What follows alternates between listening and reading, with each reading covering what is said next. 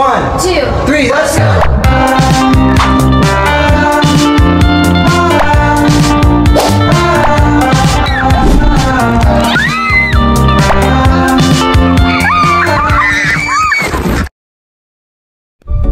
Hi guys, it's Keisha and nandito ako ngayon para sabihin sa inyo kung saan kami pumunta or kung anong tourist spots or places basta yung pinuntahan namin, no?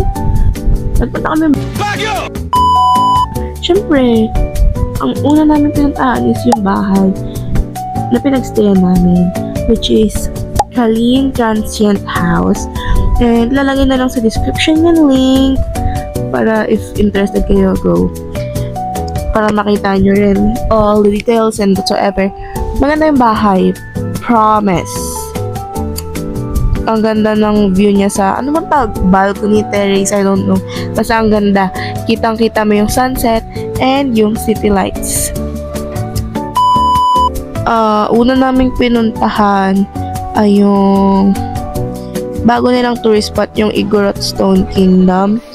Nag-enjoy naman, pero si Ninang parang nahilo ata siya or parang hindi niya kaya umakyat. So ayun, hindi naman namin inakyat totally ang tuktok.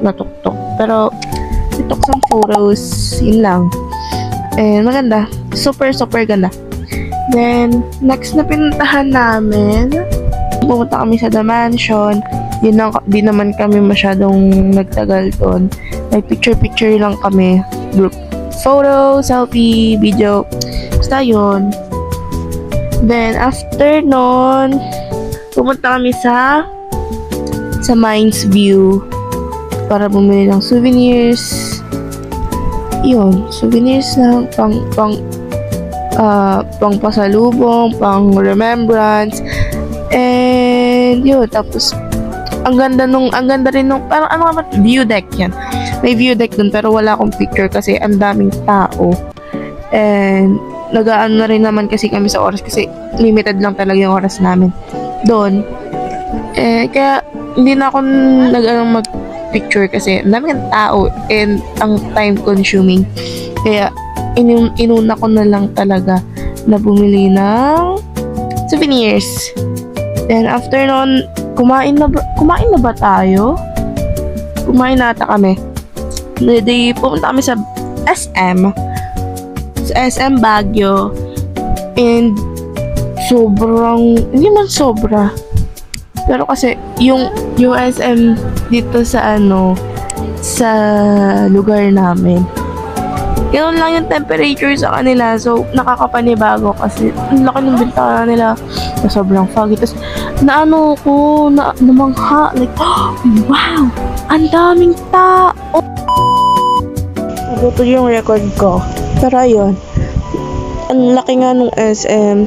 Tapos ang daming tao, as in software dami. Tapos tinititigan ko yung escalator. Hindi naubusan ng tao umaakyat, lumababa. Sunod-sunod talaga.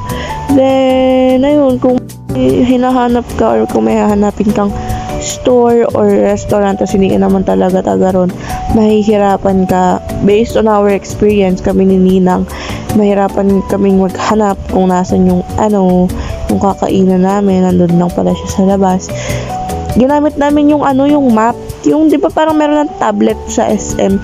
Hindi siya tablet, parang TV na malaki, tapos touchscreen. Kasi yun, pwede ka mag-search kung nasan yung ganito, saan yung ganiyan. Yun. Then nagpunta kami simbahan bago kami mag-SM. Tapos ayun, we pray. Then after we pray, nag-SM na nga kami. Then after SM, umuwi na kami kasi umuulan. Biglang bumuhos yung ulan. Pero ang balak talaga namin nung pupunta kami ng Burnham Park. Pero hindi ka natuloy kasi biglang nag-shush. Pero it's na rin kasi nakapagpahinga yung driver.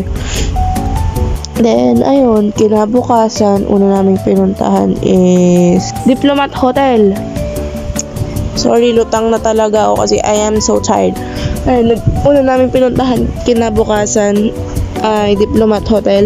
Pero bawal pumasok sa loob. Kaya sa labas lang, nag-picture taking lang ang mga tao na ito. Then after mag-picture taking, mabilisan lang talaga siya, as in ilang minutes lang kada pinupuntahan naming lugar kasi limited ang time namin. Then ayun, after namin pumunta kami sa Our Lady of Lourdes Grotto. Then we pray, we wish, basta nagdasal kami ganyan, and we took photos, and ayun, next destination sa Burnham Park. Doon natuloy naman yung Burnham Park. Then ayun, nagsakay kami sa ano nga bang tawag doon, para siyang bike pero yung steering wheel yung manibelas. Magkaiba bang manibela? Basta yung kontrolan, steering wheel siya pang kotse. Ang limot ko hindi ko alam yung tawag. Basta yun, ang saya nun. Promise. Nakaka-enjoy, nakaka-heal ng inner child and all. And ayun. Then, after namin sa Burnham Park, ang last destination namin is Lionhead. Ayun, nag-take din kami ng photos doon. Maraming photos. Kasi, yun na yung last day. Pauwi na kami. And after namin mag-picture, bumili pa rin kami ng bracelet doon. Bracelet, beanie, C2. Yun, binili namin. Then, after nun, uwi na. Kumain kami sa Jollibee, and yun lang yung pinuntahan namin, pero we enjoyed so much. Yun lang. Bye!